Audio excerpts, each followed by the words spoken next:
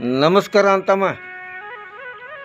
ಒಬ್ಬ ಮನುಷ್ಯ ಕಾಡಿನೊಳಗೆ ಹೋಗಿ ಒಂದು ಬೋರ್ಡ್ ಹಾಕ್ತಾಯಿದ್ದಂತೆ. ಇಲ್ಲಿ ಚಿರತೆ, ಹುಲಿ, ಆನೆ, ಸಿಂಹ ಇದಾವು, ಇಲ್ಲಿ ಯಾರೂ ಹೋಗಬೇಡ್ರಿ, ಎಚ್ಚರಿಕೆ ಅಂತ ಒಂದು ಬೋರ್ಡ್ ಹಾಕ್ತಿದ್ದಂತೆ. ಅಷ್ಟು ಅನ್ಗುಡ್ದಾಗ ಹುಲಿ, ಸಿಂಹ, ಚಿರತೆ, ಆನೆಗಳೆಲ್ಲ ಅವನ ಸುತ್ತ ನಿಂತುವಂತೆ. ಮನುಷ್ಯನೇ ಏನು ಮಾಡ್ತಾ ಇದೆಯಾ ಅಂತ ಕೇಳಿದುವಂತೆ. ಇಲ್ಲ, ನಮ್ಮ ಜನಗಳಿಗೆ ನಿಮ್ಮ ನೋಡಿದರೆ ಭಯ, ಅದಕ್ಕಾಗಿ ಇಲ್ಲೊಂದು ಬೋರ್ಡ್ ಹಾಕ್ತಾ ಇದ್ದೀನಿ, ಪ್ರಾಣಿಗಳಿದಾವು, ಎಚ್ಚರಿಕೆ ಅಂತ. ಹೌದಾ? ಮನುಷ್ಯನೇ, ನಮ್ಮ ಜೊತೆ ನೀವು ಇಲ್ಲ, ನಮ್ಮ ಜೊತೆ ಒಂದು ವಾರ ಒಂದು ತಿಂಗಳು ಬೆರೀರಿ, ನಮ್ಮ ಗುಣ ಅಳಿರಿ, ನಮ್ಮ ನಂಬಿಕೆನ ಗಳಿಸ್ಕೊರಿ. ನಿಮ್ಮಂಗೆ ಮೋಸಗಾರ ಅಲ್ಲ. ನಮ್ಮ ಒಮ್ಮೆ ನಂಬಿಕೆ ಇಟ್ಟರೆ ಪ್ರಾಣಕ್ಕೆ ಪ್ರಾಣವನ್ನು ಕೊಡ್ತೀವಿ. ನಿಮ್ಮಂಗೆ ಕ್ಷಣಕ್ಕೂ ಬದಲಾಗುವ ಮನುಷ್ಯರು ನಾವಲ್ಲ.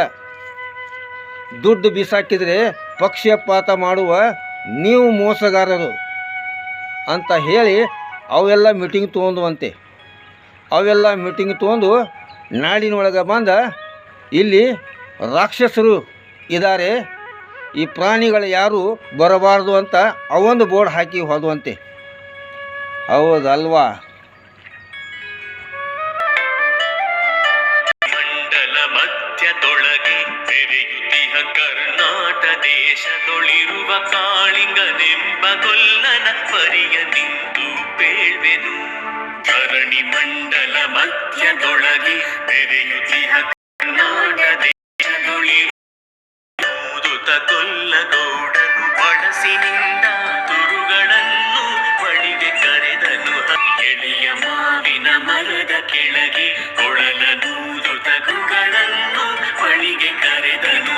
ಹರೇ ಗೌರಿ ಬಾರೆ, ತುಂಗಭದ್ರೆ ತಾಯಿ ಬಾರೆ, ಪುಣ್ಯಕೋಟಿ ನೀನು ಬಾರೆ ಎಂದು ಗೊಲ್ಲನು ಕರೆದನು.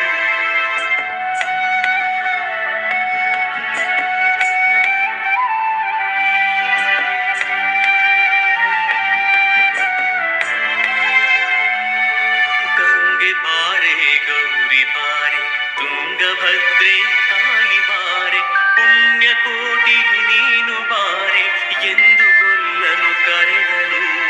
ಗೊಲ್ಲ ಕರೆದ ದನಿಯ ಕೇಳಿ ಎಲ್ಲ ಹಸುಗಳು ಬಂದು ಹಾಲು ಕರೆಯಲು ಅಲ್ಲಿ ತುಂಬಿತು ಪುಣ್ಯಕೋಟಿಯ ಕಥೆಯಿದು.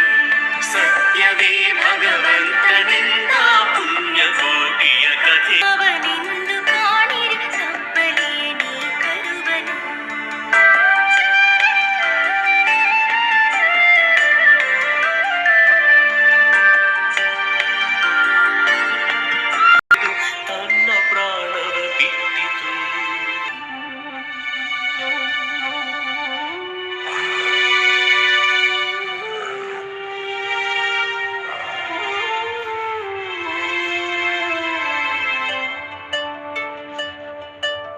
ಸತ್ಯವೇ ಭವ್ಯವೇ ಭಗವಂತನಿಂದ ಪುಣ್ಯಕೋಟಿಯ ಕಥೆಯಿದು.